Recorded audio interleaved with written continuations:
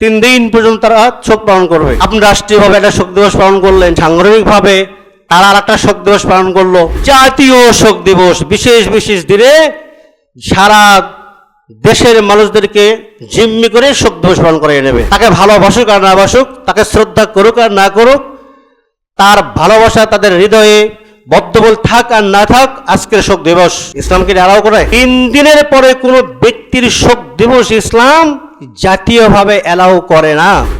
তাহলে বৎসরের পর বৎসরে ঘুরে ফিরে এসে রাষ্ট্রীয়ভাবে বা সাংগঠনিকভাবে দলীয়ভাবে কোন একজন ব্যক্তির এই সম্মাননা দেওয়া যে আজকে আমাদের শোক দিবস, আজকে কিসের শোক দিবস, যেই মারা যাক না কেন তার জন্য নির্ধারিত শোকের কথা ইসলামে আছে। নির্দিষ্ট ব্যক্তিদের জন্য শোকের সীমা আছে। এই সীমা ছাড়া কম এবং বেশি দুটাই বিরাট। আহলে হাদিস মার্কাজ কুমিল্লা সঠিক দিন প্রচারের এক অনন্য মাধ্যম। أنفسنا ومن سيئات أعمالنا من يهده الله فلا مضل له ومن يضلل فلا هادي له وأشهد أن لا إله إلا الله وأشهد أن محمدا عبده ورسوله أما بعد فإن خير الحديث كتاب الله وخير الهدي هدي محمد صلى الله عليه وسلم وشر الأمور محدثاتها وكل محدثة بدعة وكل بدعة ضلالة وكل ضلالة في النار وبعد أعوذ بالله من الشيطان الرجيم الذي خلق الموت والحياة ليبلوكم أيكم أحسن عملا। অসংখ্য শুকরিয়া সে মহামহিম আল্লাহ রাব্বুল আলামিনের জন্য, যার অশেষ অনুগ্রহ অনুকম্পায় আমরা আজকে মসজিদে সমবেত হতে পেরেছি। এই জন্য তার শুকরিয়া করি আলহামদুলিল্লাহ। দরুদ ও সালাম বর্ষিত হোক মহানবী মুহাম্মদুর রাসূলুল্লাহ সাল্লাল্লাহু আলাইহি ওয়াসাল্লামের প্রতি। আজকে আমরা যে বিষয়ের উপরে আলোচনা করতে যাব সেই বিষয়টি হলো মুমিনের মৃত্যু ও রাষ্ট্র মর্যাদার বাস্তবতা। একজন মুসলিম মারা যাওয়ার পরে রাষ্ট্রীয়ভাবে মর্যাদা দেওয়া হয় না। যদি রাষ্ট্রের কোনো ব্যক্তিত্ব হয়ে থাকেন অথবা কোনো অবদান রেখে থাকেন, তখন রাষ্ট্রীয়ভাবে তার মর্যাদা দেওয়া হয়। আমরা এই বিষয়টাকে আপনাদের নজরে আনার চেষ্টা করব যে জানাজা একটা ইবাদত, কারো মৃত্যু সংগঠিত হওয়া নিশ্চিত একটি বিষয়। মৃত্যুর আগে, মৃত্যুর পরে, কবরস্থ করার পরে সারা জীবন আপনি যা কিছু করবেন সব বর্ণিত রয়েছে কোরআন এবং সুন্নাহ। কোরআন এবং সুন্নাহ নেই এমন কোনো কাজ আমরা করতে পারবো না, সেটা ব্যক্তি হোক, কোনো পরিবার হোক, কোনো সামাজিক রীতিনীতি হোক, অথবা কোনো সেটা রাষ্ট্র কাঠামো হোক না কেন। যদি আমি মুসলিম হই আর এই কাজটা যদি ইসলামী হয়, তাহলে ইসলাম যেভাবে করতে বলেছে তার একটু আমি এদিক ওদিক করতে পারবো না। যেমন রাষ্ট্রীয় মর্যাদায় সলাতুল জুমা আদায়, তাহলে কি সলাতুল জুমার জন্য কিংবা আপনি আলাদা নিয়ম করবেন নাকি? হ্যাঁ, আপনাদের এই মসজিদে যদি বাইতুল মুকাররমের ইমাম আব্দুল মালিক সাহেব আসেন, আর যদি প্রধান উপদেষ্টাও আসেন, আর বাংলাদেশের বিভিন্ন বিশেষ ব্যক্তিরা যাদের রাষ্ট্রের সাথে সম্পৃক্ত তারা যদি আসেন, তারা রাসূলের সলাতুল জুমার কোনো একটি জায়গায় পরিবর্তন সংযোজন ও বিয়োজন করার অধিকার কি তারা রাখেন না। তারা আসতে পারেন, সলাত আমাদের জন্য যেমন তাদের জন্যও ঠিক তেমনই, তাই কি না? কেউ মারা গেলে সে যেই মারা যাক না কেন, রাষ্ট্রে কোনো কর্ণধার, কোনো বিশেষ পার্সন, রাজনীতিজ্ঞ, জ্ঞানসম্পন্ন কোনো ব্যক্তি বা রাষ্ট্রের কোনো সাধারণ মানুষ অথবা একজন দিন মজুর, অসহায়, দরিদ্র, উপযোক্ষম একেবারে রাস্তায় পড়ে থাকা কোনো মানুষ মারা যায় না কেন, নিয়মের দিক থেকে কোনো পরিবর্তন আছে? কুমিল্লার রাস্তার পাশে যে লোকটি ভিক্ষা করে খায়, তার মৃত্যুর পরে তার জানাজার যে স্টাইল আর এই দেশের প্রধানমন্ত্রীর জানাজার স্টাইলে দুটোর কোনো পার্থক্য আছে?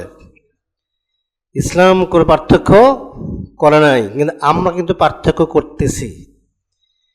ইবাদতের ভেতরে আপনি নখ ঢোকাতে পারবেন না, ইবাদতের ভেতরে আপনি কোনো সিদ্ধান্ত প্রবেশ করাতে পারবেন না, ইসলামের বিধানের উপরে আপনি কোনো কিছু ঢোকাতে পারবেন না। যদি ঢোকান সেটা কিন্তু ইসলাম অ্যালাউ করবে না। এই জন্য আমরা যতটাই খুশি হই না কেন যে এই লোকটা খুব সৌভাগ্যবান, এই ছেলেটা আসলে সৌভাগ্যবান, অমুক জায়গায় আজকে তার কবর হয়েছে, তো অমুক জায়গায় কবর হয় না হয় কি আছে? যার মৃত্যু ঘটে গেছে তার সম্পদ শুধুমাত্র ওটাই যে সম্পদ যে আল আমাল সলেহা সে অর্জন করেছিল। তাকে পৃথিবীর যে জায়গায় রাখুক না কেন তার সেম জীবন ব্যবস্থা হবে, সেম শান্তি অথবা অশান্তি হবে। তাকে যদি সেই সাহাবীদের কবরেও নিয়ে যায় রেখে দেওয়া হয় পাশে, লাভ হবে নাকি? প্রেরণে করে টাকা দিয়ে, মর্যাদা দিয়ে, আরও রাষ্ট্রের মর্যাদা দিয়ে নবীদের সাহাবীদের কবরের পাশে সমাধিত করা হোক, কোনো লাভ হবে? কোনো লাভ হবে না, এতে করে কোনো লাভ নেই। চলো আমরা একটু দেখে নেই, প্রথম দেখে নেই মৃত্যু। মৃত্যুর ক্ষেত্রে আমরা যেটা বিশ্বাস করি আর অন্যরা যেটা বিশ্বাস করি দুটো কিন্তু এক না। একটি দিক থেকে আমরা এক, সেটা হলো প্রত্যেকটি প্রাণী মৃত্যুর স্বাদ গ্রহণ করবে, প্রতিটি প্রাণী মৃত্যুর স্বাদ গ্রহণ করবে, আস্তিক ও নাস্তিক সবাই আমরা একমত। কিন্তু মৃত্যু সংঘটিত হওয়ার প্রক্রিয়ায় সবাই কিন্তু আমরা একমত না। দেখবেন আজকে অনেক জায়গায় দেখবেন মহাকালের সমাপ্তি, দেখা নাই? দেখছেন কি জানেন আপনারা? কোনো একটা মৃত্যুকে কিন্তু এখানে মহাকালের সমাপ্তি, তারপরে কি মহাপ্রয়াণ, মহাপ্রয়াণে আমরা শোকাতপ্ত, এই পরিভাষাগুলো আছে না? এই পরিভাষা কোথায় থেকে আসছে? কারণ আমরা মৃত্যুকে যেটা মনে করি সবাই সেটাকে মনে করে না। সবাই মনে করে কি শেষ হয়ে যাওয়াই মৃত্যু। মহাকালের সমাপ্তি মানে কি সময়ের শেষ, তার মানে কিয়ামত হবে, তাই বোঝায় কিনা? এমন কোনো ব্যক্তি তিনি মারা গেলেন, সেটা কি মহাকালের সমাপ্তি ঘটবে? মহাকালের সমাপ্তি যদি ঘটে তাহলে তো নবীদের মৃত্যুকেই বলা যেত। নবীদের চেয়ে সম্মানিত মানুষ কেউ আছে নাকি? মুহাম্মদ সাল্লাল্লাহু আলাইহি ওয়াসাল্লাম মারা যান নাই, কোথাও কি দেখছেন মহাকালের সমাপ্তি হয়ে গেল? আজকে কি হলো যে আমরা কারো ক্ষেত্রে বলতে মহাকালের সমাপ্তি, যে না এলা মহাকালের সমাপ্তি না, এলা ভুল শব্দ প্রয়োগ, ঠিক আছে? প্রাণ, মহাপ্রাণ মানে কি শেষ হয়ে যাওয়া, এর নাম মৃত্যু না। তারা মহাপ্রাণ বলতে তার লাইফে নিঃশেষ, কিন্তু তার রুহু বারজাকে যাচ্ছে, আখিরাতে যাচ্ছে, আবার তার হিসাব হবে, এইগুলো এটার মধ্যে বিশ্বাস নাই। এই জন্য তারা এই শব্দকে ইউজ করে। আমাদের মধ্যে একটা শব্দ খুব বেশি প্রচলিত আছে, ইন্তেকাল। না, ইন্তেকালও বলবেন না। ইন্তেকাল মানে কি তিনি স্থানান্তরিত হয়েছেন, তাহলে আবার আসতে পারে, যেমন হিন্দুরা বিশ্বাস করে, হিন্দুরা বিশ্বাস করে। এই জন্য আমরা আল মাউত, আল্লাহ ওয়াফাত, যে শব্দগুলো কোরআন এবং সুন্নাহয় আছে এই শব্দগুলো আমরা ইউজ করবো, কারণ এই শব্দগুলোর মধ্যেও ভুল আছে। মৃত্যু বলতে আমরা যেটা জানি সেটা হলো কি, যে কোনো মানব দেহ থেকে, যেহেতু আমরা মানুষদের নিয়ে কথা বলতেছি, কোনো মানব দেহ থেকে রূহ নামক যে স্পিরিট, যে শক্তি, এটাকে বের করে বারজাক জীবনে নিয়ে যাওয়া, ঠিক আছে, বারজাক জীবনে নিয়ে যাওয়া। তার কি নিঃশেষ হয়ে গেল? যারা সে নিঃশ্বাস হয় নাই, তিনি দুনিয়া থেকে বারজাকে চলে গেলেন, এটা হলো মৃত্যু। আধুনিক বিজ্ঞান তারা কি বলছে? হার্ট অকেজ হয়ে যাওয়া, এটা কি মৃত্যু। এরপরে কি? ব্রেন ড্যামেজ হয়ে যাওয়া, ব্রেন ড্যামেজ হয়ে গেলে সে চূড়ান্ত মৃত্যু। এরা কোথাও স্বীকার করে না রুহু চলে গিয়েছে। দেখছেন কি আপনারা? বলছে কেউ দেহ থেকে রুহু বের করা হয়েছে, এটাকে আমরা শুনেছি না। আধুনিক চিকিৎসা বিজ্ঞানেও এই তথ্য শেখানো হয় না, অথচ এই মর্মে কোরআনের বহু আয়াত আছে, এ মর্মে বহু হাদিস আছে, এবং আমরা প্রত্যেকটি মুসলিমই কিন্তু এটা বিশ্বাস করি। প্রত্যেকটি ডাক্তারও কিন্তু এটা বিশ্বাস করেন, তারা মুসলিম, বা তাদের তথ্যগত, তাদের শিক্ষাগত, তাদের লেখাপড়া লাইফে পড়ার এই দর্শন, এই চিন্তাধারা, এই আকিদা কিন্তু নাই। তারা এটাকে ভাবে, তার মানে কি কোনো একটা ব্যক্তি তার স্বাভাবিক চাল চলন ক্ষমতা কথাবার্তায় বন্ধ হয়ে গেছে, হার্ট বন্ধ হয়ে গেছে, ব্রেন ড্যামেজ হয়ে গেছে, তখন শেষ, সে মারা গেছে, সে মারা গেছে। এবং এখানে আরেকটি বিষয় আছে, অনেক সময় ব্যক্তি নিজেও তার আত্মীয় স্বজনদেরকে ওসিয়ত করে, অথবা রাষ্ট্রেও অনেক সময় তামাশা করে থাকে। সেটা কি? একজন মানুষের মৃত্যুর পরে তার ব্রেন যদি ড্যামেজ হয়ে যায়, এটা ফিরে আনতে পারবে না, পৃথিবীর কোনো শক্তিই পারবে না। এই জন্য এটা চূড়ান্ত মৃত্যু। কোনো ব্যক্তির ব্রেন ড্যামেজ হয়ে গেলে, মারা গেলে 2 থেকে 3 মিনিট বা 4 মিনিটের মধ্যে এই যে ব্রেনের লার্ভগুলা এমনভাবে অকেজ হয়ে যায়, পৃথিবীর সমস্ত ডাক্তারদেরকে একত্রিত করলো, একটিও ফিরে আনতে পারবে না। তবে বাট হার্টকে কৃত্রিমভাবে সম্প্রচারণ করা যায়, হার্টটাকে কি করা যায়? দেখানো যায়, এটা চলছে, পাম্পিং করা যায়। এখন পাম্পিং করা যায়, এটার কারণেই অনেক সময় একবারে মৃত্যু, কিন্তু তাকে ঘোষণা দেওয়া হচ্ছে না, দেখানো হচ্ছে এই এখনো আছে। আবার কোনো কোনো অসাধু চিকিৎসালয় কোনো ধনবান ব্যক্তির কাছ থেকে বেশি টাকা নেওয়ার জন্য দেখায় না উনি তো এখনো মারা যান নাই, কিন্তু নিশ্চিত তিনি কিন্তু মারা গেছেন। তার বিশেষ কেয়ারে যে জায়গায় রাখা হয়েছে ওইগুলো একটু সরাই দিলেই শেষ, সে আর নাই, ডাক্তাররাও জানে, কিন্তু তার কাছ থেকে বেশি চার্জ করবে, এজন্য তার মৃত্যু ঘোষণা দেওয়া হচ্ছে না, সম্পূর্ণই হারাম। কোনো কোনো ব্যক্তি সে নিজে চায় দুনিয়াতে আর অনেক দিন থাকবে, সে নসিহত করে যায় আমার মৃত্যুর পরে আমার হার্টটাকে এভাবে করতে থাকো যাতে আমাকে মাটি দেওয়া না হয়। সম্ভব, এটা সম্ভব, কিন্তু সে তো মারা গেছে। হার্টটাকে পাম্পিং কৃত্রিমভাবে এটা করা যায়, কিন্তু ইসলাম এগুলো কি অ্যালাউ করা না। ইসলাম করে। ইসলাম কি বলছে? ইসলাম যে সমস্ত কাজগুলি অতি তাড়াতাড়ি করতে বলছে, এরকম একটি কাজ হলো মৃত্যুর সঙ্গে সঙ্গে তাকে কবরস্থ করা, তাকে না রাখা, যত তাড়াতাড়ি সম্ভব তাকে কবরে দিয়ে দিতে হবে। আর বিশেষ বুদ্ধিমত্তার মাধ্যমে আজকে মৃত্যুকে কি করা হচ্ছে? ঘোষণা দিতেই বিলম্ব করা হচ্ছে। অনেকে এরকম করেন না, এটা কোনো বৈধ কোনো কাজ না, তবে এটি করতে পারে, ডাক্তাররা ইচ্ছে করলে এটি করতে পারে, এটা দেখাতে পারে যে উনি এখনো আছেন, কিন্তু বাস্তবতা কিন্তু উনি নেই, উনি নেই, উনি চলে গেছেন, কারণ তার ব্রেনগুলোকে সচেতন দেখাতে পারবে না, পৃথিবীর কোনো ডাক্তার দেখাতে পারবে না। তোমার ব্রেন যখন তার ড্যামেজ হয়ে গেছে, সে নিশ্চিত মৃত্যু, সে নিশ্চিত মৃত্যু। আর আমাদের দৃষ্টিকোণ থেকে রুহ বের হয়ে গেলেই তার হার্ট আর চলবে না এবং তার ব্রেনও অকেজ হয়ে যাবে, এবং তাকে বারজাখমুখী তাকে নিয়ে যাওয়া হয়েছে, এবং আমার লাশটাও কবরস্থ করব। এটা কিন্তু মূলত মৃত্যু। মৃত্যুর পরে ইসলাম তো অনেক করণীয় দিয়েছে, অনেক বর্জনীয় দিয়েছে।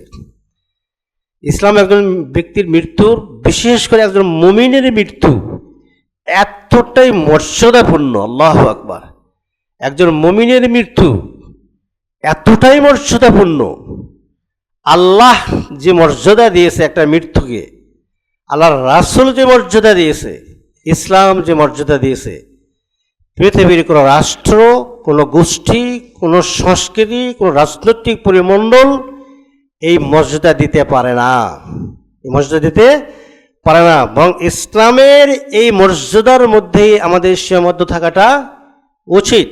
চলো আমরা দেখে আসি প্রথমত রাষ্ট্রের মর্যাদায় কী কাজগুলো করা হয়, এরপর আমরা ইসলামের সাথে ইসলামের কী মর্যাদাগুলো আছে আমরা হয়তো সম্পূর্ণ বলতে পারবো না, তবে পয়েন্টগুলো আপনাদের দেওয়ার চেষ্টা করব ইনশাআল্লাহ। মা তৌফিক ইল্লা বিল্লাহ। কোনো ব্যক্তি মৃত্যুর সাথে সাথে তাকে কি করা হচ্ছে, তাকে রাষ্ট্রের মর্যাদায় সম্মাননা ঘোষণা করছে, উনি রাষ্ট্রের মর্যাদায় দাফন হবেন। তবে রাষ্ট্রের মর্যাদায় তার কাফন, তার কবরস্থর ব্যয় যদি থাকে, তার সব কিছু সেটা বহন করবে। এক্ষেত্রে আমাদের কোনো আপত্তি নেই, এক্ষেত্রে ইসলামের কোনো আপত্তি নেই। কোনো ব্যক্তি মারা গেলে তার পরিবার তারা দাফন কাফন করবে, না হয়তো সেই এলাকাবাসী করবে, কেউ না থাকলে ওই এলাকায় দায়িত্বশীলরা করবে, এটা করতে পারে। কারণ কেউ যদি মারা যায়, রাষ্ট্র যদি এই দায়িত্ব নিয়ে নেয়, এখানে আমাদের কোনো আপত্তি নেই। তবে আপত্তির জায়গাটা কোথায়, একজন মৃত্যু ব্যক্তির তার কয়টা কাফন হবে ইসলাম তা নির্দিষ্ট করে দিয়েছে। জানি ছেলে এবং মেয়ে, নারী এবং পুরুষ নির্বিশেষে তার কাফন কি হবে, তার কালার কি হবে ইসলাম বলে নাই। কোথায় কাপড় দিতে হবে, কোন দিক থেকে দিতে হবে, কোথায় বাঁধতে হবে ইসলাম বলে নাই। আপনি যদি এর অতিরিক্ত কিছু দিয়ে দেন সেটা হবে অতিরিক্ত, ইসলাম এটাকে অ্যালাউ করে না। অতিরিক্ত দেওয়া হচ্ছে না, দেওয়া হয় কিনা, রাষ্ট্রের মর্যাদাতে দেওয়া হয়, ঠিক আছে। রাষ্ট্রের মর্যাদায় রাষ্ট্রীয় পতাকা কাফনের উপরে দিয়ে দেওয়া হয়, এটা একটি কাপড় কিনা, ইসলাম কি এটা অ্যালাউ করেছে? মুহাম্মদ সাল্লাল্লাহু আলাইহি সাল্লামের মৃত্যুর পরে রাষ্ট্রীয় পতাকা সৌদি আরবে ছিল না? সাহাবায়ে কিরামের মৃত্যুর পরে, খোলাফায়ে রাশিদিনের মৃত্যুর পরে তাদের কি রাষ্ট্রীয় পতাকা ছিল না? আজও সৌদি আরবের রাষ্ট্রীয় পতাকা আছে কিনা? এটা কোনো লাশের উপরে দেওয়া হয়েছিল? সাহাবীদের দেওয়া হয়েছিল? লাশের উপরে আপনি কি কাপড় দেবেন, কি কালারের দেবেন, কয়টা দেবেন ইসলাম নির্দিষ্ট করে দিয়েছে। আপনি এটার কম বেশি করা মানে শরীয়তকে লঙ্ঘন করলেন। আপনি রুকু দিচ্ছেন কয়টা, আপনি কি দুটো বানাতে পারবেন? যে আমরা সিজদা দিচ্ছি দুটা, রুকু দুটো করে দিই, সমস্যা কি? সওয়াব তো বেশি হবে, তাসবিহ বেশি হবে। পারবেন না। কি জন্য পারবেন না? শরীয়ত যেখানে সংখ্যা নির্দিষ্ট করে দিয়েছে, তার মানে ওইটার কম এবং বেশি করার এখতিয়ার আপনার নেই, ওইটাই করতে হবে। আমরা রাষ্ট্রীয় মর্যাদার নামে অতিরঞ্জন করতেছি, একটা মৃত্যুর উপরে আমরা সে যদি নিকার হয়ে থাকে, পরিষ্কার হয়ে থাকে, তাকে নিয়ে আমরা কি করতেছি? ইসলামের সীমা লঙ্ঘনতার কাজ করতেছি। এই কাজ করা মোটেও উচিত না। মৃত্যুর সংবাদের সাথে সাথে আমরা কি বলবো? ইসলাম তার শিক্ষা দিয়ে দিছে। রাষ্ট্রের মর্যাদার নামে কি বিশেষ একটি সাউন্ড বাজানো হয়, বাজানো হয় না? হ্যাঁ, এটা তো একটা সাউন্ড। আপনি মৃত্যুর পরে কি কি পরিভাষাগুলো বলবেন ইসলাম নির্দিষ্ট করে দেয় নাই? এই নির্দিষ্টর মধ্যে এই পরিভাষাটা কি আছে? আপনি যদি বলেন এটা ইসলাম বলেছে, তাহলে আপনারা ওটা করতে পারবেন না। ওটা তো করতে চান, তার দলিল আপনাকে দিতে হবে, আপনাকে দলিল দিতে হবে। না, এগুলি দলিলবিহীন করা হচ্ছে, দলিলবিহীন করা হচ্ছে। জানাজা দেবেন বিশেষ একটি কবরে, না, ওখানে যদি জায়গা থাকে অ্যাভেলেবল আপনি দেন, সমস্যা নেই, কিন্তু ওইখানে দিতেই হবে। এটার জন্য তার মর্যাদা বাড়বে না, এটার জন্য তার কোনোই মর্যাদা বাড়বে না। বড় মর্যাদা বাড়বে, বরং ওইখানে জাতীয়ভাবে যে মানুষগুলো আছেন তারা সত্যিকার অর্থে সবাই কি ইমানদার? তারা সবাই তাওহীদের উপরে ছিলেন, সবাই শিরক বিমুক্ত ছিলেন না? সেটাও তো না। সুতরাং রাষ্ট্রীয়ভাবে কোনো গর্বিত সন্তান, সে মুসলিম হোক আর অমুসলিম হোক, তার কবরের পাশে কোনো মুসলিমকে কবর দেওয়া, এটা তার মর্যাদা বৃদ্ধি করে না। এটা কোনো মর্যাদার কোনো বিষয় না। হ্যাঁ, সেখানে যে জায়গা থাকে অ্যাভেলেবল, আপনারা যদি মনে করেন ওখানে দেওয়া যেতে পারে তো সেটা দেন। সেটা যদি না থাকে ওনার পৈতৃক সম্পত্তিতে দেন, সমস্যা নাই।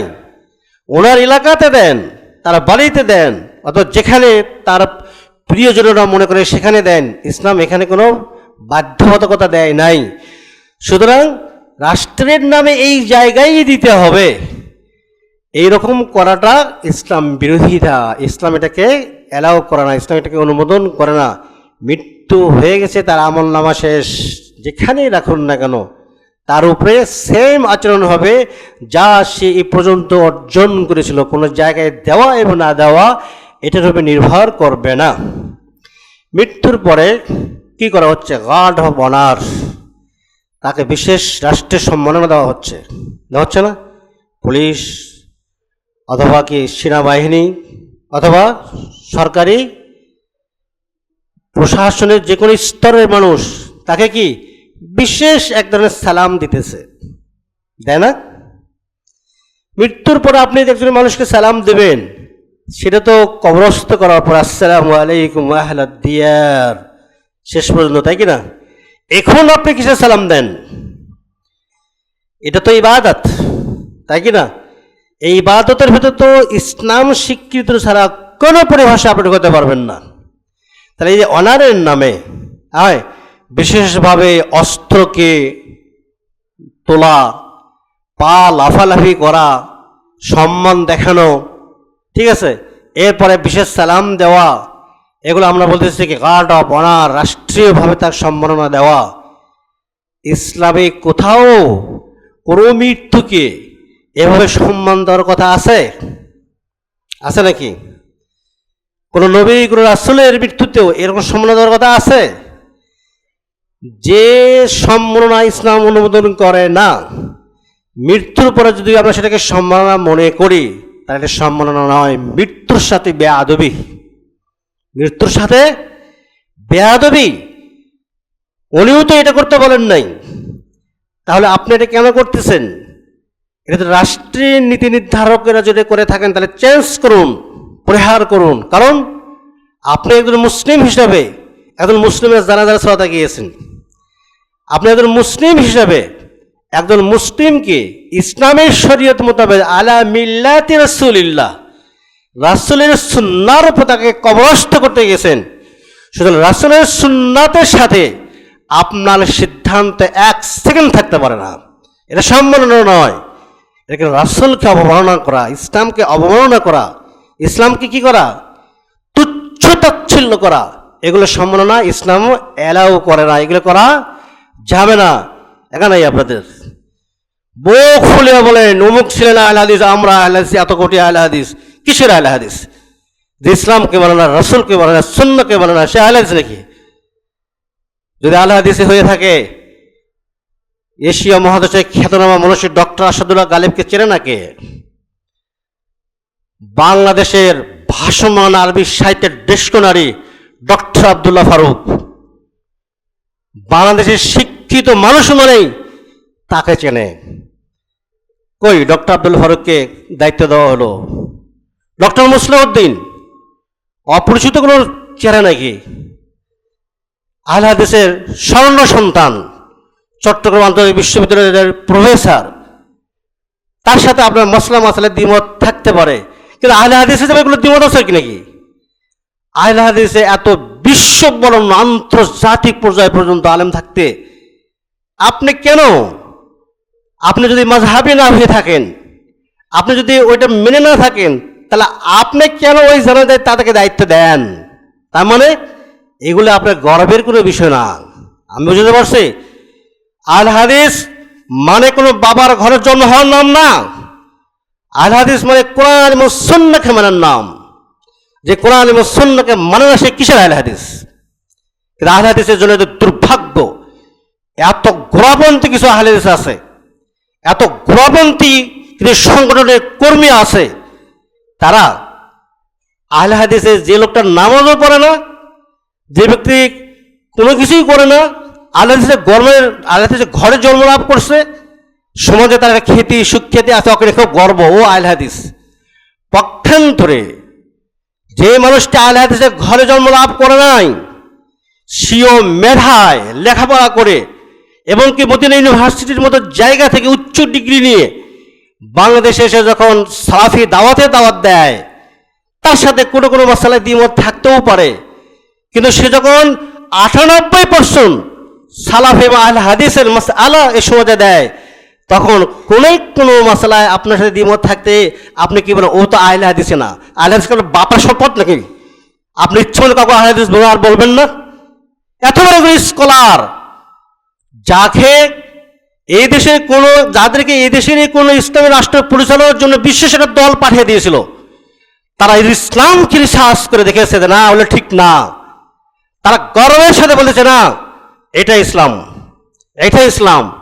আর আপনি বলে না, ওরা কিসের আহলে হাদিস, ওরা কিসের সালাফি, ওদের নামই নেবেন না, ওদেরকে মসজিদে নিয়ে আসবে না, এটা আপনার এখতিয়ার, আপনি আনেন না, তাদের আপনার ব্যাপার। কিন্তু এই মানুষগুলো তো শতভাগ আহলে হাদিস, সব পৃথিবীতে তারা আহলে হাদিসের কথা বলতেছে।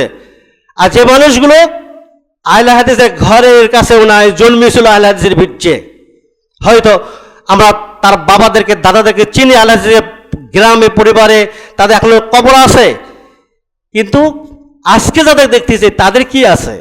তাদেরকে দাওয়াত দেন, আলোচনা করে ফিরে নিয়ে আসেন, তাদের কাছে ইসলামের দাওয়াত নিয়ে যান, আহলে হাদিসের দাওয়াত নিয়ে যান, আলোচনা ঘরে ফিরে নিয়ে আসেন। গর্ব করেন না, কোনো গর্বের লাভ নেই। আপনি যে আন্দোলন করেন সেটা এটার কোনো পার্থক্য নেই। কোনো পার্থক্য আছে? কোনোই পার্থক্য নেই। সুতরাং হকের উপর টিকে থাকতে হবে। এবং এই যে আমরা এই ব্যক্তিদেরকে বিভিন্ন রাষ্ট্রের মর্যাদা দেখতেছি, এই যে কাজগুলো, এগুলো ইসলাম স্বীকৃত নাম। চলুন আমরা দেখি রাষ্ট্রের মর্যাদা দেখিয়ে রাষ্ট্রীয়ভাবে কোনো ব্যক্তির শোক দিবস পালন করতেছে, হচ্ছে না? ঘোষণা করছে অমুক মৃত্যুতে আজকে রাষ্ট্রীয় শোক দিবস পালন করা হবে। ইসলাম এলাও করে? একজন ব্যক্তি মারা গেলে কিয়ামত পর্যন্ত ইসলাম শোক দিবস দিয়ে দিছে যে এই মানুষগুলো এই কদিন শোক দিবস পালন করবে, তার স্ত্রী এই কদিন শোক দিবস পালন করবে। তাহলে কি ইসলাম না? আমি বুঝতে পারছি। আপনি জুমার সালাত কয় রাকাত পড়বেন, ইসলাম বলে দেয় নাই? শোক দিবস আপনি কতদিন পালন করবেন, কোন ব্যক্তির জন্য কোন ব্যক্তিরা কতদিন করবে, ইসলাম বলে দেয় নাই? সর্বোচ্চ শোক দিবস হলো একটা ব্যক্তির মৃত্যুর পরে 3 দিন। এই কারণে 3 দিন পর্যন্ত কোনো ব্যক্তির বাসায় মারা গেলে তাদেরকে খানা পিনা দিতে হবে অন্য অন্য ওয়ারিসদেরকে, আত্মীয়দেরকে। তার বাড়িতে রান্না না হওয়া উচিত। অথচ যার বাড়িতে কেউ মারা যাচ্ছে, যার বাবা আজকে মারা গেছে, যার মা আজকে মারা গেছে, ওই শোকতপ্ত এই ব্যক্তি ও পরিবার তাকে রান্না করে ওদের আত্মীয়দের খাওয়াতে হচ্ছে। মানে পুরোটাই উল্টা, পুরোটাই উল্টা। না, তারা আজকে শোক পালন করবে, 3 দিন পর্যন্ত তারা শোক পালন করবে। যদি তার স্ত্রী থাকে সেটা ব্যতিক্রম, আরো বেশি, তাই কি না? এছাড়া কোনো শোক দিবস কোথায় আছে? আছে নাকি? আপনি রাষ্ট্রীয়ভাবে একটা শোক দিবস পালন করলেন, সাংগঠনিকভাবে তারা আর একটা শোক দিবস পালন করলো, এরপরে জাতীয় শোক দিবস বিশেষ বিশেষ দিনে সারা দেশের মানুষদেরকে জিম্মি করে শোক দিবস পালন করে নেবে। তাকে ভালোবাসুক আর না বাসুক, তাকে শ্রদ্ধা করুক আর না করুক, তার ভালোবাসা তাদের হৃদয়ে বদ্ধবল থাক আর না থাক, আজকের শোক দিবস। ইসলামকে এলাও করে? 3 দিনের পরে কোনো ব্যক্তির শোক দিবস ইসলাম জাতীয়ভাবে এলাও করে না। তাহলে বৎসরের পর বৎসরে ঘুরে ফিরে এসে রাষ্ট্রীয়ভাবে বা সাংগঠনিকভাবে দলীয়ভাবে কোন একজন ব্যক্তির এই সম্মান দেওয়া যে আজকে আমাদের শোক দিবস, আজকে কিসের শোক দিবস? আমরা কি মুহাম্মদুর রাসূলুল্লাহ সাল্লাল্লাহু আলাইহি ওয়াসাল্লামের ব্যাপারে কি শোক দিবস পালন করি? যে তার চেয়ে কোনো মহাব্বত কি কোনো নেতা নেত্রীর প্রতি আমাদের আছে নাকি? সাধারণত বোঝা যায় বিশ্বনবী মুহাম্মদ সাল্লাল্লাহু আলাইহি ওয়াসাল্লামের জন্ম এবং মৃত্যুকে নিয়ে শোক দিবস নামে পৃথিবীতে কোনো কিছু আছে নাকি? করতেও পারে, কোন রাষ্ট্র এসে তো এটা ঘোষণা দিতেও পারে যে আজকে রাসূল সাল্লাল্লাহু আলাইহি ওয়াসাল্লামের মৃত্যুর শোক দিবস। তারপরেও তো সেটা ইসলাম না। ইসলাম হবে ওটা তার বানানো হবে, সেটা তার বানানো হবে। সুতরাং ব্যক্তি যেই মারা যাক না কেন, তার জন্য নির্ধারিত শোকের কথা ইসলামে আছে, নির্দিষ্ট ব্যক্তিদের জন্য শোকের সীমা আছে, এই সীমা ছাড়া কম এবং বেশি দুটোই বেদাত, কম এবং বেশি দুটোই বেদাত। এখানে রাষ্ট্রীয় মর্যাদার নামে বেদাত সংগঠিত করা হচ্ছে, রাষ্ট্রীয় মর্যাদার নামে ইসলামকে অবমাননা করা হচ্ছে, রাষ্ট্রীয় মর্যাদার নামে সুন্নাহকে উপেক্ষা করে প্রচলিত রসম বা রাষ্ট্রকে ইসলামের উপরে প্রাধান্য দেওয়া হচ্ছে। একজন মুসলিম হিসেবে এটা মেনে নেওয়া কখনোই কোনো মুসলিমের জন্য জায়েজ নেই। অত্যন্ত দুঃখজনক কথা। আজকে আমাদের সমাজে যখন আমরা যে কোনো একটা অস্বাভাবিক বা রাষ্ট্র বিরোধী বা সমাজ বিরোধী কোনো কার্যক্রম দেখি, দেখবেন তার ব্যাপারে কত সোচ্চারা বক্তব্য। কিন্তু একজন মুসলিম তাকে যখন কুসংস্কার দিয়ে, বেদাত দিয়ে, এমনকি শিরকের মতন মহাপাপ দিয়ে তাকে মর্যাদা দিয়ে কবরে শায়িত করতেছে, এখানে জাতীয়ভাবে কোনো আলেমের মুখে একটি শব্দ নেই। শব্দ শুনেছি আমরা? কোনো আলেম এই তার বক্তব্য বলছে কোনো ব্যক্তি মারা যাওয়ার পরে সেখানে কি রাষ্ট্রীয়ভাবে অনেক বক্তব্য দেওয়া হয় না?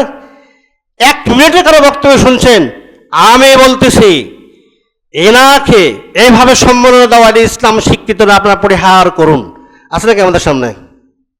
নাকি কি মাযহাবে ইখতিলাফ? এগুলো কি মাযহাবে ইখতিলাফ? এগুলো মাযহাবে ইখতিলাফ না, এগুলো হলো ইসলামী ইখতিলাফ, এগুলো মুসলিম ও অমুসলিমের ইখতিলাফ, ইসলামী আদর্শ ইসলামী আদর্শচ্যুত ইখতিলাফ। কোনো মাযহাবে এগুলো স্বীকৃত না, কেউ এগুলো করতে বলে নাই, অথচ দ্বিধাহীনভাবে এগুলো করতেছে। আর রাষ্ট্রীয় জাতীয় হুজুরেরা পেট বসানোর জন্য আর শরীরটাকে সুস্থ থাকার জন্য একটাও মুখ খুলছে না। এদের দিয়ে সমাজে যাই হোক, ইসলামের কিছু হবে না, মনে রাখবেন। ইসলাম হলো আপনি সুচ্চার হয়ে সবসময় কথা বলবেন। আপনার কি করবে? আপনি কিছুই করতে পারবে না। আল্লাহ আপনার জন্য যা তাকদীরে রেখেছে সেটাই করবে, সেটাই হবে। কোনো শক্তি আপনাকে কিছু করতে পারবে না। এরপর রাষ্ট্রের মর্যাদার নামে সবচেয়ে বড় দুঃখজনক বিষয় কি? রাষ্ট্রীয় মর্যাদার নামে যখন কবরস্থ করা হচ্ছে, তখন সেখানে কি দেওয়া হচ্ছে? ফুলের তোলা দেওয়া হচ্ছে না? এই ফুলের তোলা আসলো কোথা থেকে? আপনি মৃত্যু দেবেন, মৃত্যুকে কবর দিচ্ছেন, দোয়া পড়ছেন, আলা মিল্লাতে রাসূল বলতে রেখে দিচ্ছেন, তাই কি না? এরপর আপনি কতটুকু মাটি দিবেন, কয় মুষ্টি মাটি দেবেন, ইসলাম স্বীকৃত না। এই কয় মুষ্টি মাটির ভেতরে ফুলের তোলার কোথায় আছে? এই বাবা হুজুররা বলুন, কোথায় আছে? এটাকে মাযহাবে ইখতিলাফ? কোন মাযহাবে কি আছে ফুলের তোলা দেওয়া যাবে? ফুলের তোলা দেওয়া কি সম্মাননা? ইসলাম এগুলোকে এলাও করে না। এরকম কোন কবরের পাশে কি ফুলের তোলা দিয়ে, ইটা দিয়ে, ওটা দিয়ে সম্মাননা দিয়ে দাঁড়িয়ে থাকা, তাকে ইজ্জত দেওয়া, তাকে মর্যাদা দেওয়া, এগুলো তো আর কুসংস্কার না, এগুলো শিরক। এই মর্যাদা পাওয়ার ক্ষমতা কার? একমাত্র আল্লাহর। মৃত্যুর পরে রাষ্ট্রের মর্যাদার নামে কি করি আমরা? যে বিশেষ সময়ে বা তখনই কি করা হয়? কয়েক সেকেন্ড বা মিনিট নীরব নিস্তব্ধ দাঁড়িয়ে থাকা হয়, শোক পালন, কেউ কথা বলবে না, সবাই দাঁড়িয়ে নীরব।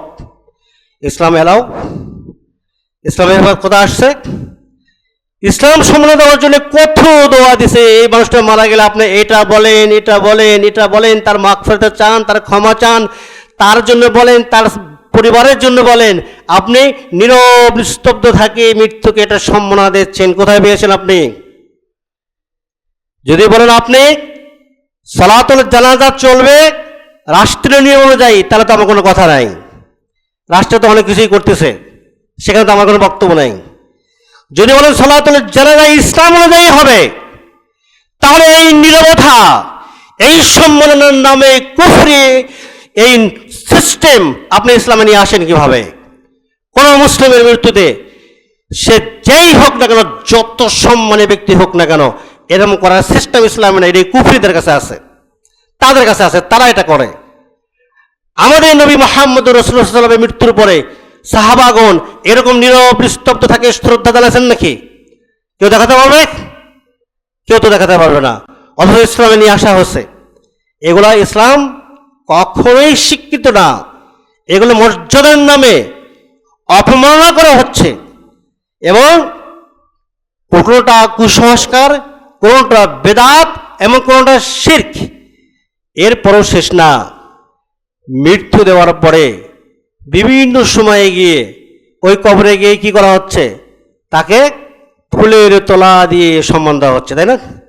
এবং রাষ্ট্রীয়ভাবে যদি কিছু ব্যক্তি হয়ে থাকে তাতে বিশেষ বিশেষ সময়ে গিয়ে সেখানে শ্রদ্ধাঞ্জলি দেওয়া হচ্ছে না? রাষ্ট্রীয় মর্যাদায় শায়িত ব্যক্তিদের কবরে বা ভাস্কর্যে গিয়ে একজন মুসলিম সে তার সম্মানের জন্য ফুলের তোড়া বা কিছু দিয়ে দাঁড়িয়ে থাকছে, এমন অবস্থা একে মুসলিম, সে কি মুসলিম? এটাকে শেখ না? এটা শেখ না? এই শেখটা করে না কে? এই শেখটা শার্ট প্যান্ট পরা ভদ্রলোকও করে, টুপি এবং পাঞ্জাবি পরা ভদ্রলোকটাও পরে। কিসের স্বার্থে? একই স্বার্থে। সেই স্বার্থ হলো দুনিয়াবী স্বার্থ। দুনিয়াবী স্বার্থ ছাড়া কোনো স্বার্থ আছে? অথচ এই অফারটা কেমন?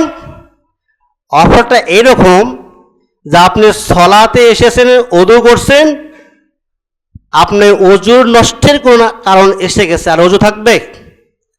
আর এইটা এমন একটি অপরাধ, এটা করার কারণে আপনার ইসলাম বাতিল হয়েছে। এটা শিরক। শিরকের মতো একটা মহাপাপ মৃত্যুর পরেও মানুষের হচ্ছে।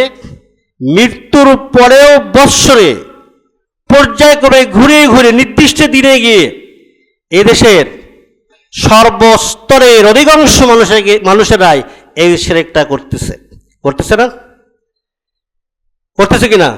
কোনো মাজারে গিয়ে কারো টাকা চাওয়া কারো দৃষ্টিতে শিরক না, এটা চাবে না।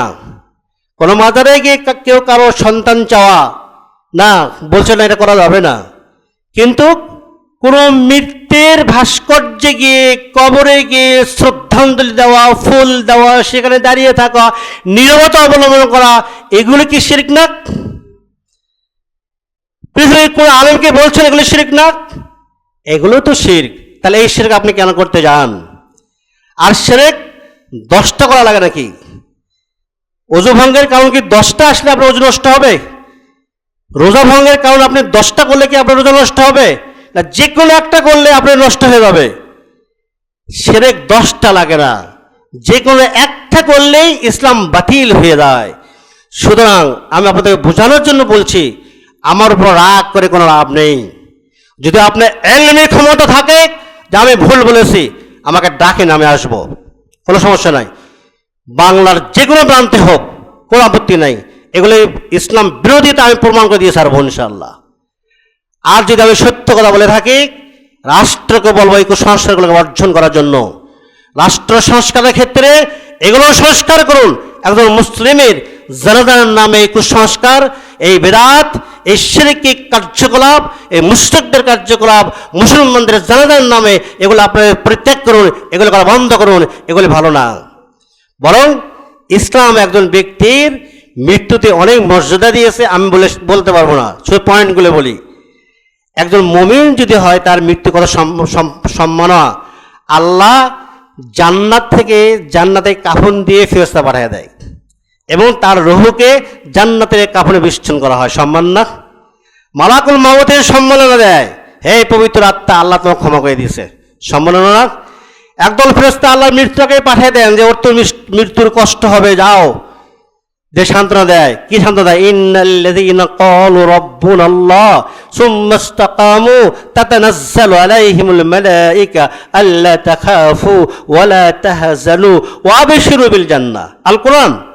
মৃত্যুর আগে যার মৃত্যু হইতে যাচ্ছে তার সম্মানে আল্লাহ একদল ফেরেশতা পাঠিয়ে দেয়, যাহলে ওই লোকটাকে যা বলে দাও, তুমি তো তাওহীদের উপরে ছিলে, কোনো আফসোস নাই, তুমি জান্নাতের সুসংবাদ নাও, তোমার মৃত্যু হলেই তুমি জান্নাত পাবে। সম্মাননা না? সর্বশেষ রব্বুল আলামিন তার নির্দেশনায় তাকে সম্মাননা দেন। সে আরশে আযমের পাদদেশে 7ম আসমানে যখন মুমিনের রূহটাকে নিয়ে যাওয়া হয়, আল্লাহ কি বলেন? উকতুবু কিতাবা আবদি ফিল্লিন। ও রূহ বহনকারী মালাকেরা, ফেরেশতারা, আমার এই বান্দাকে আমার কাছে নিয়ে আসছো, সেই বান্দার ঠিক আছে, উকতুবু কিতাবা আবদি ফিল্লিন, আমার এই বান্দাকে জান্নাত প্রাপ্ত ব্যক্তিদের মধ্যে লিপিবদ্ধ করো। আল্লাহু আকবার। আল্লাহ নির্দেশ দিচ্ছেন আমার এই বান্দাকে জান্নাত প্রাপ্ত ব্যক্তিদের মধ্যে রেজিস্টারভুক্ত করো। এটা কি সম্মাননা না? কোন রাষ্ট্রকে বলতে পেরেছে যে ওনার এই সম্মানে জান্নাত পাবে? এই সম্মাননা কবর পর্যন্ত শেষ। কবরের পরে কি হচ্ছে কেউ বলতে পারে না।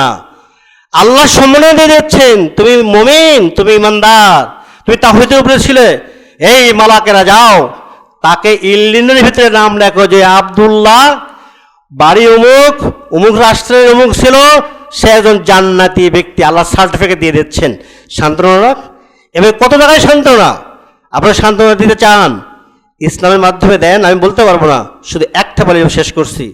কোনো ব্যক্তি যদি মারা যায়, ইসলাম তাকে সান্ত্বনা দিতে বলেছে। কীভাবে সান্ত্বনা দেবেন? তার নাম ধরে, তার নাম ধরে আপনি তার জন্য কি দেবেন? সম্মাননা দেবেন। নাম মনে করুন তার নাম আব্দুর রহমান, আপনি কি বলবেন? আপনি তাকে দেখতে গেছেন অথবা তার সংবাদ শুনছেন, তার পাশে আছেন, আপনি বলবেন আল্লাহুম্মা গফির লি আব্দুর রহমান ওয়ারফা দারাজাতুহুল মাহদিঈন আখলুফু ফি আকিবিহিল গাবিরিন ওয়াগফির লানা ওয়া লাহু ইয়া রাব্বাল আলামিন আফসারহু বিকবরিহি ওয়া নাওফির লাহু ফি। আমরা যারা বিশেষ রাষ্ট্র মর্যাদায় কাউকে দিতে গিয়েছিলাম, এটা পড়ছিলাম কি নাম? আল্লাহুম্মা গফির লি আব্দুল্লাহ, আল্লাহ তুমি আব্দুল্লাহকে ক্ষমা করে দাও, অথবা আমার মাকে ক্ষমা করে দাও, আমার বাবাকে ক্ষমা করে দাও, অথবা অমুক অমুক ব্যক্তিকে ক্ষমা করে দাও, অথবা ফাতেমাকে ক্ষমা করে দাও। আল্লাহুম্মা গফির, আল্লাহ তুমি তাকে ক্ষমা করে দাও। আর কি করো? ওয়ারফা দারাজাতাহু ফিল মাহদিঈন, আল্লাহ হেদায়েত প্রাপ্ত জান্নাত প্রাপ্ত ব্যক্তিদের মধ্যে দয়া করে তার নামটা লিস্টিভুক্ত করো। দেশের সম্মাননা। ওয়ারফা দারাজাতাহু ফিল মাহদিঈন, ও আল্লাহ, ইনি তো ছিলেন আমাদের জাতির একজন বিশেষ ব্যক্তি, অথবা আমার পরিবারের বিশেষ ব্যক্তি, সমাজের বিশেষ ব্যক্তি, তাকে হারিয়ে ফেললাম, তাই কি না? আখলুফু ফি আকিবিহিল গাবিরিন, আল্লাহ তার জায়গায় উত্তম ব্যক্তিত্ব আমাদেরকে দান করো। দেখছেন কত বড় ব্যক্তিত্ব? পরিবারের জন্য, সমাজের জন্য, রাষ্ট্রের জন্য আল্লাহর কাছে ফরিয়াদ। আল্লাহ সেই এত সুন্দর সুন্দর কাজ করছে, আজ তো তাকে পাচ্ছি না। আখলুফু ফি আকিবিহিল গাবিরিন, তার পরবর্তীতে তুমি উত্তম ব্যক্তিত্ব দিয়ে দাও, তুমি দায়িত্ব নিয়ে নাও, যে আমরা যেন তখন তার মৃত্যুতে আর কোনো কষ্ট না পাই। ওয়াগফির লানা ওয়া লাহু, আল্লাহ এই মৃত্যুতে আমাদের ক্ষমা করে দাও, তাকেও ক্ষমা করে দাও। ওয়াসসালাহু ফি কবরি ওয়া নাওয়াইলাহু ফি, আল্লাহ তুমি তাকে সম্মানিত করে কবরকে প্রশস্ত করে দাও, কবরকে আলোকিত করে দাও। সে যা কিছু করেছে এগুলি কবরে কোনো কাজ করবে না তুমি যদি আলোকিত করে না দাও। তার নেক আমল কি আছে আমরা জানি না। আমরা এখানে সমবেত হয়ে তোমার কাছে আবেদন জানাচ্ছি, তার নাম ধরে তার কবরকে প্রশস্ত করে দাও, কবরকে তুমি আলোকিত করে দাও। বলেছি নাকি আমরা? এরপরে বিভিন্ন স্টেপে তাকে সম্মানের বিভিন্ন পরিভাষা আছে, আমার এটা এখন আর সময় নাই, আমি সেগুলো বলবো। অতএব আমি অনুরোধ জানাবো, সালাতুল জানাজা বা কোনো ব্যক্তির মৃত্যুর পরে জানাজা সংক্রান্ত যত কার্যকলাপ আছে, জানাজার মধ্যে কি মৃত্যুর সময় তালকিন দেওয়া, লা ইলাহা ইল্লাল্লাহ ইত্যাদি সব কিছু জানাজার ভিতরে অন্তর্ভুক্ত। এরপর জানাজার সালাত, পরবর্তী কাজ জানাজার অন্তর্ভুক্ত। সুতরাং সালাতুল জানাজা ইসলামে যে নীতি, যে পদ্ধতি আছে, কোনো রাষ্ট্রীয় জানাজার নামে, রাষ্ট্রীয় বর্ষণের নামে, রাষ্ট্রীয় সম্মেলনের নামে ইসলামকে এটা কখনোই উপেক্ষা করতে পারে না। জেনে রেখো বিশ্ববাসী, আজকের এই পৃথিবী বিভিন্ন মাযহাবী ব্যক্তি আছে। ইমাম আবু হানিফা রহমতুল্লাহ আছেন, ইমাম শাফি আছেন, ইমাম মালিক আছেন, ইমাম আহমদ বিন হাম্বল আছেন। আমরা তাদেরকে শ্রদ্ধা করি, বাট তাদের নিজস্ব কোনো মতাদর্শ আমরা মানি না। মানি আমরা তাদের কোনো মতাদর্শ মানি না, যদিও তাই ইসলামী স্কলার, কারণ তাদের ইসলামী ফতোয়া ইসলামের বিরুদ্ধে চলে গেছে। আমরা সুতরাং সেটা আমরা মানি না, আমরা তাদের পূজা করি না। অতএব ইসলাম মানার ক্ষেত্রে কোনো রাষ্ট্রীয় কোনো বিধান যদি আমাদেরকে চাপে দেওয়া হয়, তা অবশ্যই দেশের মানুষ ডাস্টবিনে নিক্ষেপ করবে। আমরা তাকে সেই নিয়মকে পদপ্রদর্শিত সাথে রাখবো। কোনো রাষ্ট্রীয় মর্যাদা এখানে কোলাবে না, ইসলামিকগুলো অ্যালাউ করে না, সেগুলো অবশ্যই বলা যাবে না। অতএব রাষ্ট্রের কর্ণধারেরা আপনাদের অনুরোধ করব, জানাজার সালাতের ক্ষেত্রে রাষ্ট্র মর্যাদার নামে যে রাষ্ট্র অপরাধ আপনারা করতেছেন, এগুলোকে পরিহার করে একজন মুমিনকে আল্লাহর পথে, কবরের পথে, ইসলামের পথে নিয়ে যাওয়ার জন্য আপনারা প্রচেষ্টা চালাবেন, এই আহ্বান আজকে এই খুতবাতুল জুমায়। আল্লাহ আমাদের সবাইকে তৌফিক দান করুন, আমিন।